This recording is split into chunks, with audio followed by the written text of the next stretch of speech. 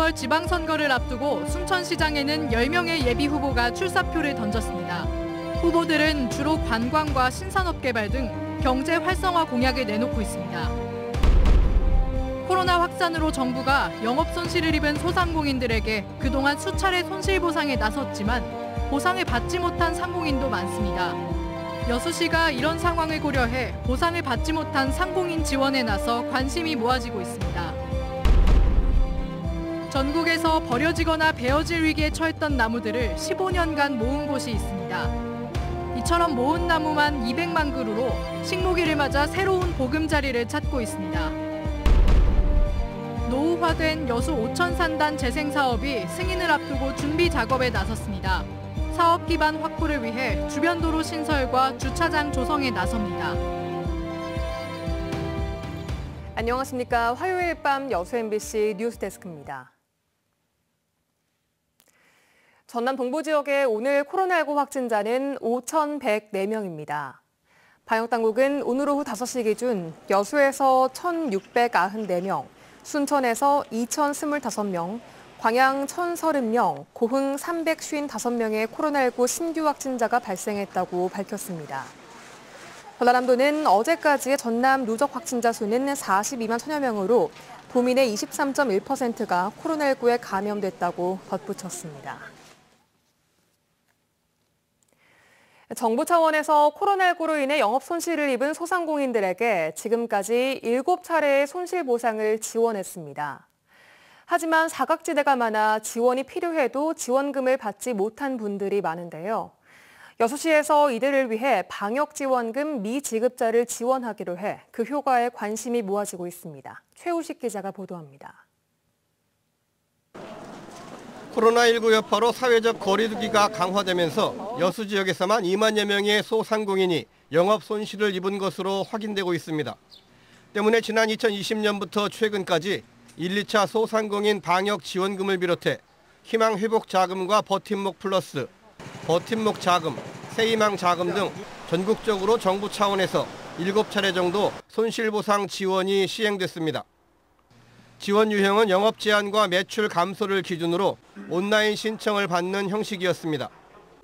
하지만 여수 지역에서만 줄잡아 2천여 명의 소상공인들이 손실보상 사각지대에 방치됐습니다. 정부에서는 온라인으로만 신청을 했기 때문에 나이 드신 분들은 온라인 조차를 하질 못하고 그 내용도 증빙조차 못하기 때문에 남들은 계속 받다고 하는데 본인은 못 받았다는. 여수시는 이에 따라 1, 2차 방역 지원금을 받지 못한 영세 소상공인을 지원 유형에 추가해서 이달 말까지 지원 신청을 받기로 했습니다. 신청 방법도 읍면 동사무소에서 대면 신청을 받고 1인당 100만 원씩 20억 원을 지급한다는 계획입니다. 20억 원의 재원은 최근 전 시민 일상회복 지원금을 지급하고 남은 15억 원과 재난기금에서 5억 원을 출연했습니다. 여수시는 앞으로도 이 같은 손실보상 사각지대에 대한 지원을 꼼꼼히 챙기기로 했습니다.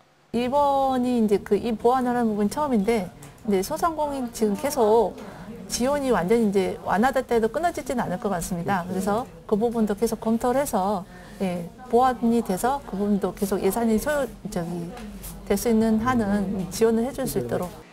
코로나19 장기화로 지역 상공인들의 피해가 늘어나면서 손실보상 사각지대에 대한 지원 시책이 그 의미를 더하고 있습니다. MBC 뉴스 최우식입니다.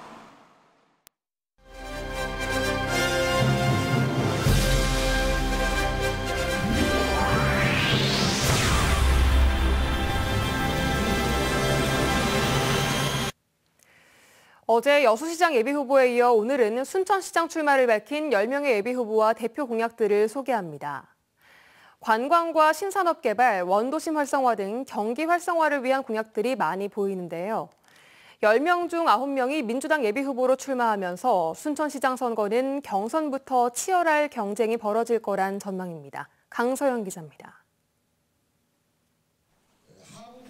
민주당 예비후보였던 구희승 전 판사가 오늘 출마 철회 의사를 밝히면서 민주당 순천시장 후보 경선에는 9명이 각축전을 벌일 예정입니다. 김정욱 관광학 박사는 재래시장과 원도심 등 낙후시설을 개선하고 오는 2023 정원박람회를 국제규모로 개최하겠다는 포부를 밝혔습니다. 일조 관광경제 인프라를 강조해온 오화근 전 전남도 의원은 리조트와 호텔 등 대형 관광시설을 유치해 시민의 삶을 직접적으로 바꾸겠다는 의지를 보였습니다. 장만채 예비후보는 교육감 경력을 살려 순천을 교육특구로 만들고 의료와 스포츠 관광단지 개발을 위해 외국 자본을 유치하겠다고 밝혔습니다.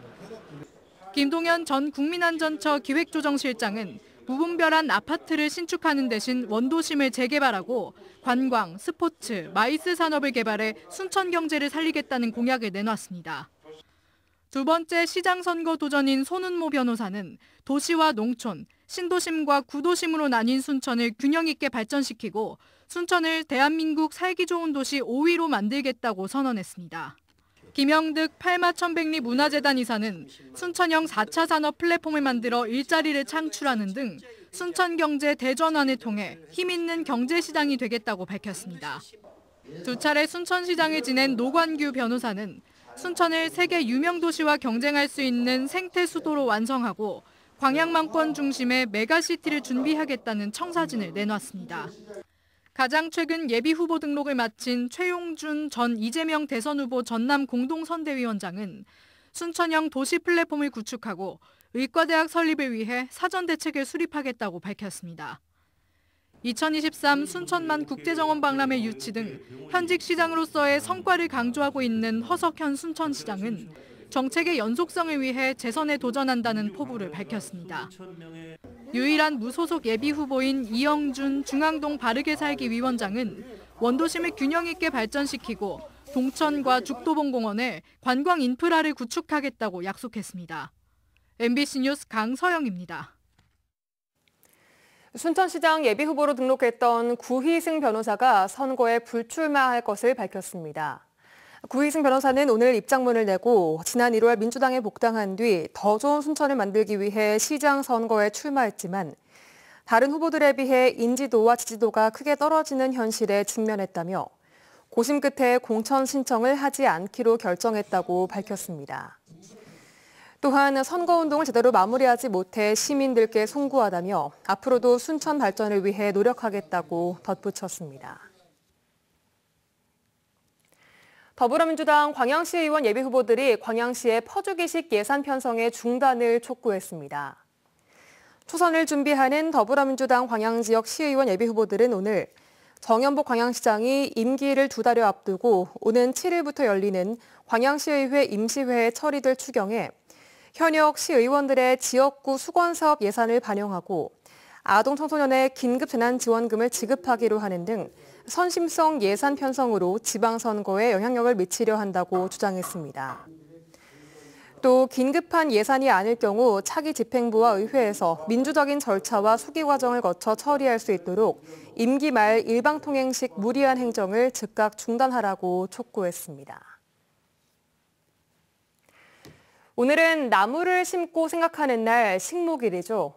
전국에서 버려지거나 베어질 위기에 처했던 나무들을 착실하게 모은 곳이 있습니다. 전남 신안군인데요. 신안 섬마을에서만 15년 동안 200만 그루의 나무가 새로운 보금자리를 찾고 있습니다. 양현승 기자가 취재했습니다.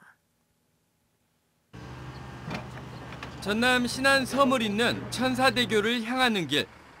도로가에 동백나무가 줄지어 서 있습니다. 길을 내면서 남은 자투리 땅에 나무를 심어 가꾼 겁니다. 도로공사하면서 항무지로 버려진 땅인데 동백나무를 활용해서 동산을 한번 만들어보자 해서 관광객도 많이 찾아보니까 이렇게 조성하게 됐습니다. 모두 신안군이 한 그루 한 그루씩 10수년간 모아온 동백나무들입니다. 신안군은 2007년부터 12,000평 부지에 도로나 건물 공사 현장, 택지 개발 현장 등에서 버려지거나 베어질 나무들을 모아왔습니다. 나무 고아원에서 출발해 나무병원 그리고 나무은행으로 이름을 바꾼 15년 동안 신안군이 전국에서 수집하고 기증받은 나무만 210만 그루에 이릅니다.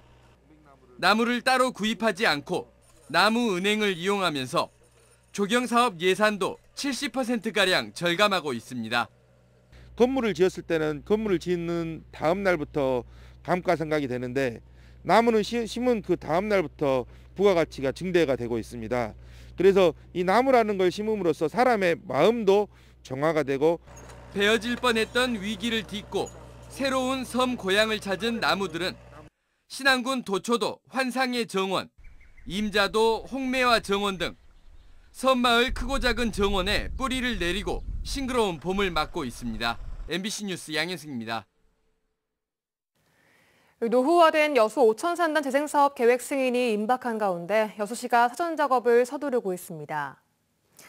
여수시는 지난 2017년 국토부가 주관하는 노후산단 재정비 지원사업 공모에 오천산단이 선정됨에 따라 2025년까지 187억 원의 예산을 들여 도로 신설과 확장, 주차장과 녹지 공원 조성 등 기반시설 정비와 환경 개선 사업을 추진합니다.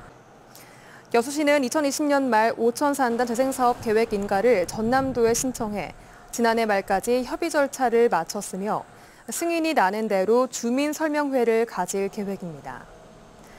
이번에 확장되는 오천산단 내 도로는 여수 남해 해저터널과 여수 시내권을 연결해 남해안 산업 관광 활성화에도 큰 도움이 될 전망입니다.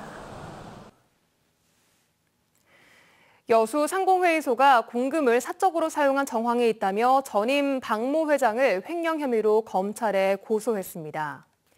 여수 상인은 지난해 3월 신임 집행부가 회계장부에 대한 감사를 실시한 결과 10억여 원의 공금을 사적인 용도로 집행하거나 용도에 맞지 않게 사용한 혐의가 짙다며 박 전 회장을 업무상 횡령 등의 혐의로 광주지검 순천지청에 수사 의뢰했습니다.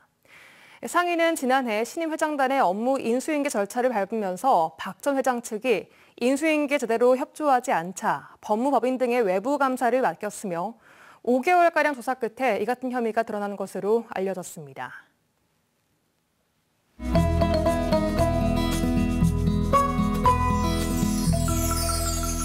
여수 MBC AI 내일의 날씨입니다. 오늘 전남 동부 지역은 가끔 구름이 많은 날씨를 보였는데요.